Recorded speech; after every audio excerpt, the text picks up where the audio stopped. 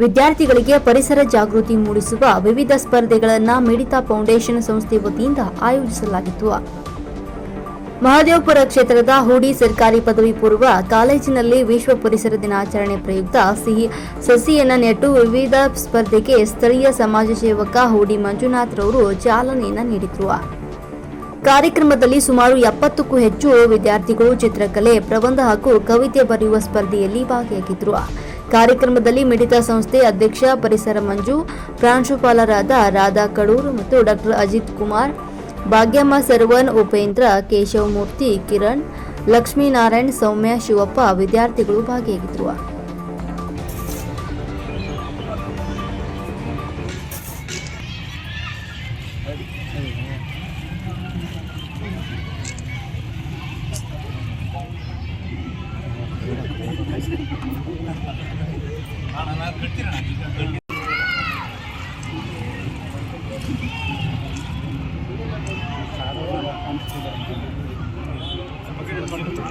ತಗೊಂಡಿದೆ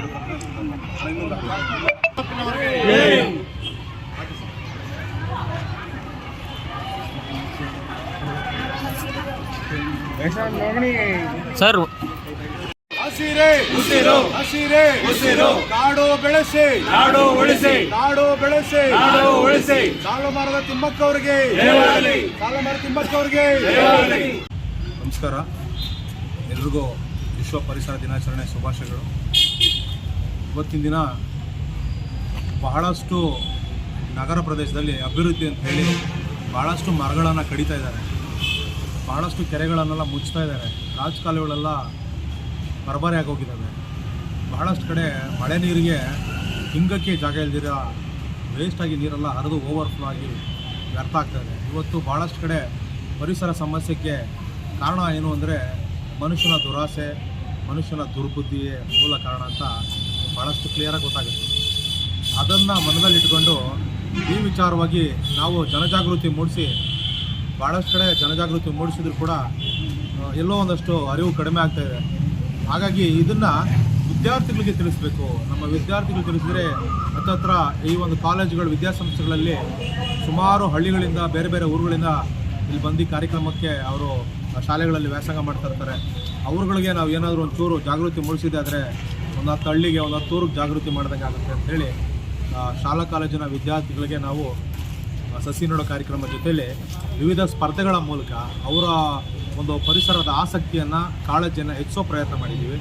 ಇವತ್ತು ಚಿತ್ರಕಲಾ ಸ್ಪರ್ಧೆ, ಪ್ರಬಂಧ ರಚನೆ ಸ್ಪರ್ಧೆ ಮತ್ತು ವಿಶೇಷವಾಗಿ ಮೊದಲನೇ ಬಾರಿಗೆ ಸಾಹಿತ್ಯ ಕ್ಷೇತ್ರದಲ್ಲೂ ಕೂಡ ವಿದ್ಯಾರ್ಥಿಗಳು ತೊಡಗಿಸ್ಕೋಬೇಕು, ಅದು ಪರಿಸರ ಸಾಹಿತ್ಯನ ಅಭಿವೃದ್ಧಿಪಡಿಸಬೇಕು, ಪ್ರೋತ್ಸಾಹ ನೀಡಬೇಕು ಅಂಥೇಳಿ ಪರಿಸರ ಸಾಹಿತ್ಯದ ಬಗ್ಗೆಯೂ ಕೂಡ ಕವನ, ಕಾವ್ಯ, ಸಾಹಿತ್ಯ ರಚನೆ ಮಾಡೋದಕ್ಕೆ ಇವತ್ತು ಇಲ್ಲಿ ಚಾಲನೆಯನ್ನು ನೀಡಲಿಕ್ಕೆ ಭಾಳಷ್ಟು ಗಣ್ಯರು ಆಗಮಿಸಿದರು. ಅವರೆಲ್ಲರಿಗೂ ಸಹ ಈ ಸಂದರ್ಭದಲ್ಲಿ ಕೃತಜ್ಞತೆಗಳನ್ನು ಸಲ್ಲಿಸ್ತೀನಿ.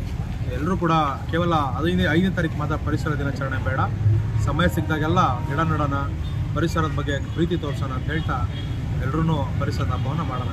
Thank you. ಸರ್ಕಾರಿ ಪದವಿ ಪೂರ್ವ ಕಾಲೇಜಿನಲ್ಲಿಂದು ಮಿಡಿತಾ ಫೌಂಡೇಶನ್ ವತಿಯಿಂದ ಪರಿಸರದ ಬಗ್ಗೆ ಕಾಳಜಿ ಮೂಡಿಸಲು ಮತ್ತು ಗಿಡ ನೆಡುವ ಕಾರ್ಯಕ್ರಮವನ್ನು ಹಮ್ಮಿಕೊಂಡಿದ್ದು, ಈ ಕಾರ್ಯಕ್ರಮದಲ್ಲಿ ಎಲ್ಲ ಕಾಲೇಜಿನ ವಿದ್ಯಾರ್ಥಿಗಳೆಲ್ಲೂ ಪಾಲ್ಗೊಂಡಿದ್ದು. ಯಾಕೆ ಈ ರೀತಿ ಕಾರ್ಯಕ್ರಮವನ್ನು ಪ್ರತಿನಿತ್ಯ ನಾವು ನಡೆಸ್ತಾ ಇದ್ದೀವಿ ಅಂತಂದರೆ, ಮೊದಲು ನಾವು ಧನ್ಯವಾದ ತಿಳಿಸ್ಬೇಕಾಗಿತ್ತು ಮಿಡಿತಾ ಫೌಂಡೇಶನ್ ಅವರಿಗೆ. ಯಾಕೆಂದರೆ ಪರಿಸರದ ಬಗ್ಗೆ ಕಾಳಜಿ ಮೂಡಿಸೋದಕ್ಕೆ ಅವರು ಸಾಕಷ್ಟು ಶ್ರಮ ವಹಿಸ್ತಾ ಇದ್ದಾರೆ. ಆದ್ದರಿಂದ ಅವ್ರಿಗೆ ಧನ್ಯವಾದ ನೀಡ್ತೀನಿ.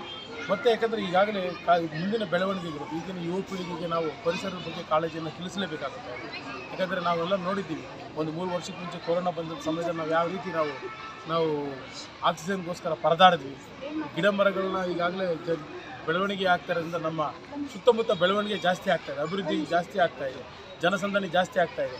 ಆದ್ದರಿಂದ ಕೆಲವು ಸಮಯಗಳಲ್ಲಿ ಈಗಿರುವಂಥ ಹಳೆ ಮರಗಳನ್ನ ನಾವು ನಮ್ಮ ಅಭಿವೃದ್ಧಿಗೋಸ್ಕರ, ರಸ್ತೆ ಅಭಿವೃದ್ಧಿಗೋಸ್ಕರ ಅದನ್ನು ಒಡೆಯೋದು ಇದೆಲ್ಲ ಮಾಡ್ತಿದ್ದೀವಿ.